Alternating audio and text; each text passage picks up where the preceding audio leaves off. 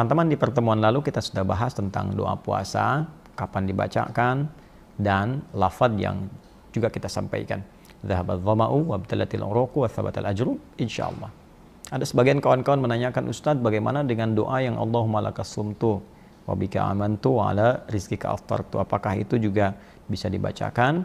Karena ada yang menyebutkan bahwa itu dhaif. Ya, seperti apa mengamalkannya dan juga menyinergikan dengan doa yang pertama itu.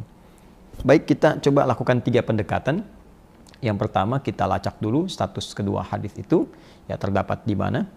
Dan setelah kita telusuri, nanti kita akan simpulkan derajat hadisnya seperti apa.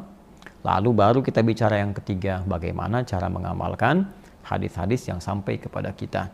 Apakah setiap yang sahih segera harus diamalkan? Apakah setiap yang dhaif juga tidak boleh sama sekali diamalkan?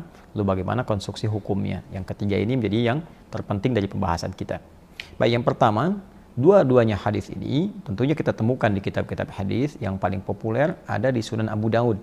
Ya, Abu Daud nomor hadis 2357 untuk yang pertama, dhahabadh dhama'u wabtalatil uruqu wa thabatal ajru insyaallah. Kemudian yang kedua, beda 1 nomor aja, 2358, ya, 2358.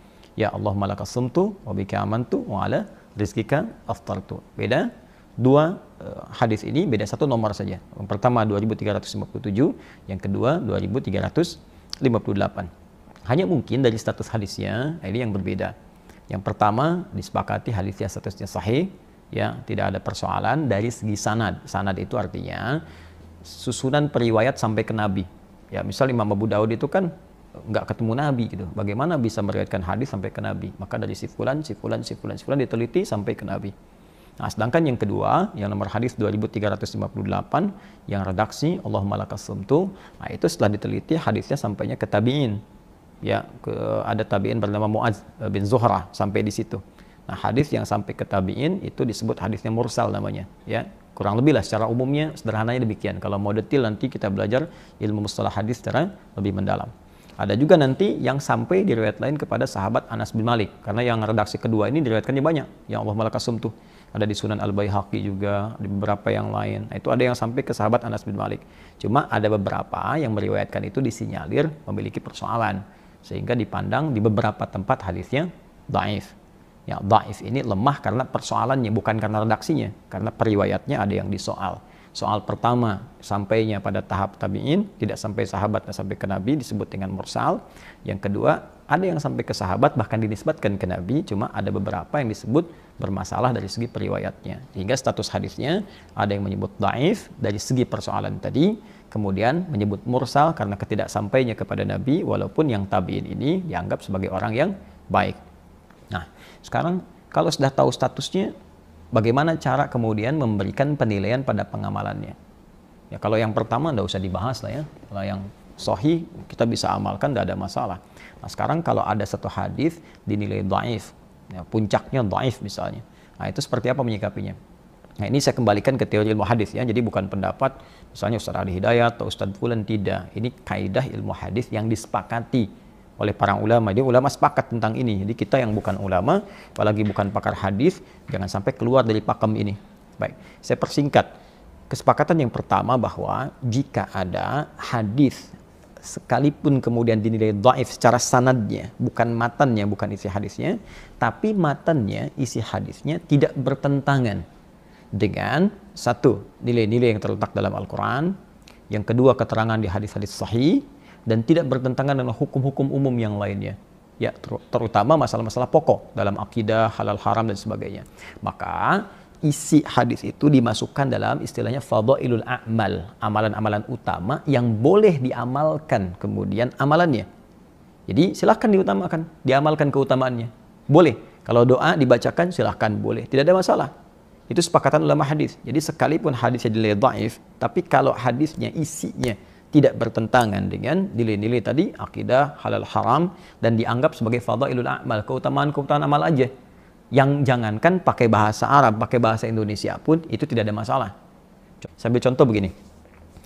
Hadis yang dhahabadh dhama'u wabtalatil uruq, saya kan sampaikan di pertemuan lalu, itu baru doa pembuka, belum ada permintaan di situ. Itu baru pernyataan saya telah selesai berpuasa ya Allah.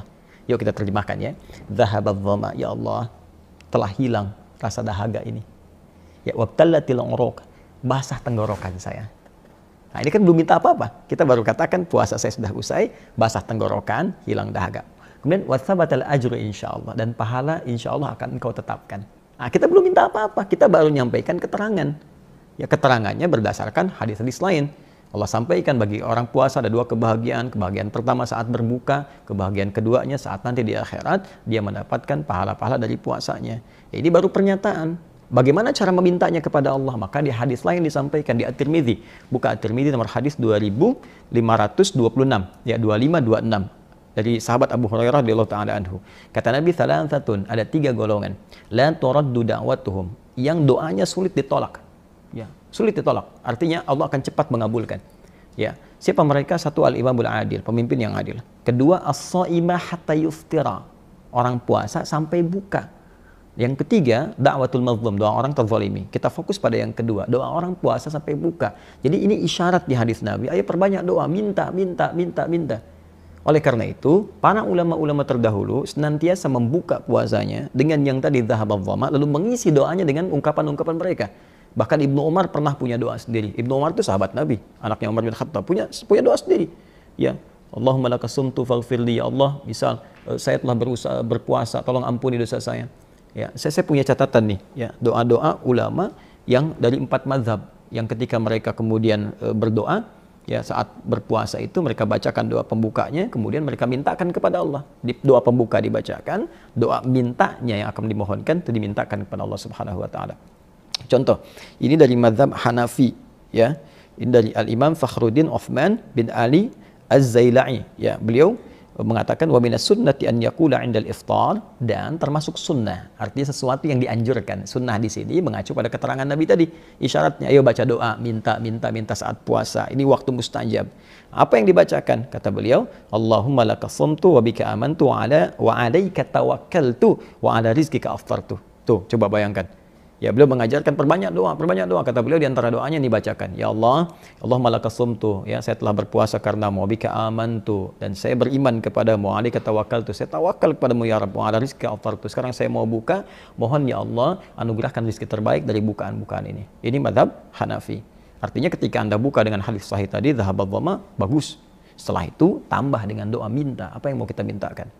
Nah, kemudian di mazhab Maliki, ya, ini kita temukan misalnya ada risalahnya Ibnu Abi Zaid Al-Kirwani, ya, karena Syekh Ahmad bin Ghunaim, ya, wa yaqulu nadzan 'inda al-fitri, dan dianjurkan saat kita berbuka itu kita mengucapkan Allahumma laka sumtu wa 'ala rizqika aftartu faghfirli, ya, ma qaddamtu wa ma akhartu, atau yaqul Allahumma laka sumtu wa 'ala rizqika aftartu dhahabadh dhama wa abtalatil uruq wa thabatal ajru insyaallah. Nah, ini dalam mazhab Maliki. Kata beliau, ketika Anda kemudian berbuka itu dianjurkan membaca doa, perbanyak doa. Ya, di sini Allahumma laka sumtu wa 'ala rizqika aftartu dhahabadh dhama wa abtalatil uruq wa thabatal ajru insyaallah. Digabungkan doanya. Di doa pembuka dibacakan, permohonan kita dimintakan kepada Allah. Demikian di mazhab Syafi'i juga, misalnya Imam An-Nawawi. Imam An-Nawawi, Masya Allah. Antum yang belajar Riyadhus Shalihin, ya, awas, antum yang belajar Al-Arba'in. Ya, itu yang pengarangnya Imam An-Nawawi. Sekarang apa yang dikatakan Imam An-Nawawi? Jangan sampai Arba'in antum pelajarin, ya, kemudian Riyadhus Shalihin antum kaji, sementara keterangan beliau yang lain antum tepikan misalnya. Ya, beliau ahli hadis, ahli ibadah, antum siapa gitu kan? Nah, mari kita lihat. Wal mustahab an yaqul 'inda iftarihi, dan dianjurkan akan lebih baik ketika seseorang itu berbuka dia berkata Allahumma laka sumtu wa 'ala rizqika aftartu, lima rawa Abu Hurairah qala kana Rasulullah sallallahu alaihi wasallam idza shama thumma aftara qala Allahumma laka sumtu wa 'ala rizqika aftartu.